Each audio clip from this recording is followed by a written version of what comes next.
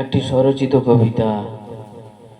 নবীন ও রবিন একই ক্লাসে পড়তো দুজন, নবীন এবং রবিন। নতুন ক্লাসে রোল থাকতো 4-2-1-3। নবীন ভালো চাকরি পেয়ে সাজায় নতুন বাড়ি, রবিন কিন্তু ইট বয়ে যায় একটু বেশি ভারী। নবীন এখন বাতানুকূল কক্ষে বড়ই ব্যস্ত, স্বাচ্ছন্দ্যে চলছে জীবন, বিলাসে অভ্যস্ত। অনেক বছর পেরিয়ে গেছে, অনেক সূর্য অস্ত, রবিন এখন রৌদ্রে পড়ে ঝড় এলে ভয় ত্রস্ত। প্রাসাদ পম নিবাস মালিক ঝাঁ চকচকে নবীন, অনেক কোটি খরচা করে সুখে কাটায় সুদিন।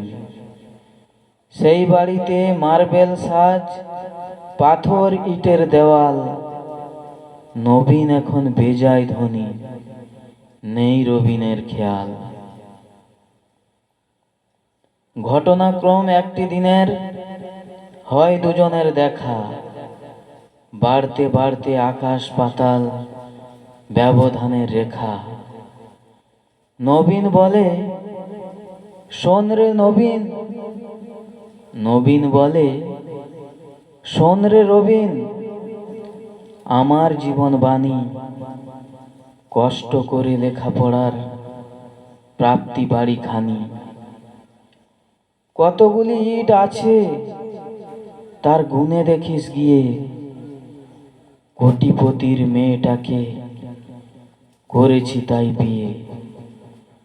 রবিন বলে, শোন তবে, আজ না দেখাতেই বলি, 94 লক্ষ বোধ হয় ইট আছে ভাই, চলি। অবাক হয়ে নবীন বলল, দাঁড়া, একটু দাঁড়া,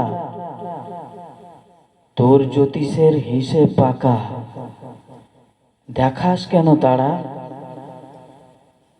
রবিন বলে, দিতেই পারি প্রাসাদ বিবরণ, কোথায় কটা ঘর আছে আর কি তার গড়ন। জবাব শুনে অবাক রবিন, জবাব শুনে অবাক নবীন। রবিন খবর চায়, কেমন করে চলছে জীবন, কোন পথে সে যায়। নবীন রবিন পরীক্ষাতে বস্তু পাশাপাশি, অঙ্ক ভূগোল ইতিহাসের খাতার পাতায় হাসি।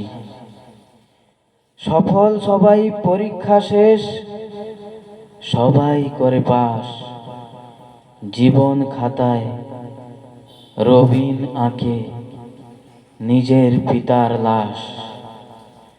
দেশ বাঁচানোর সৈন্য ছিলেন, করেননি তো ছল, কেউ দেখেনি তার দু চোখে বইতে চোখের জল। পরীক্ষার শেষ ফল বের হলো, খুশিতে উঠবেন, কেউ দেখেনি কোন ছেলেটা পরীক্ষাতে ফেল। তেরঙ্গাতে মোড়া ছিল একটি ছেলের পিতা, সেই ছেলেটি সাজিয়েছিল দেশভক্তির চিতা।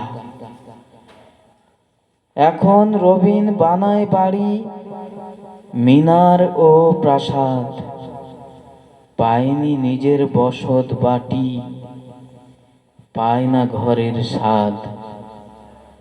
দেশ গড়তে ঘুরে বেড়ায়, বানায় সবার বাসা, না হোক ধনী, ছেলেটা পায় দেশের ভালোবাসা, দেশের ভালোবাসা।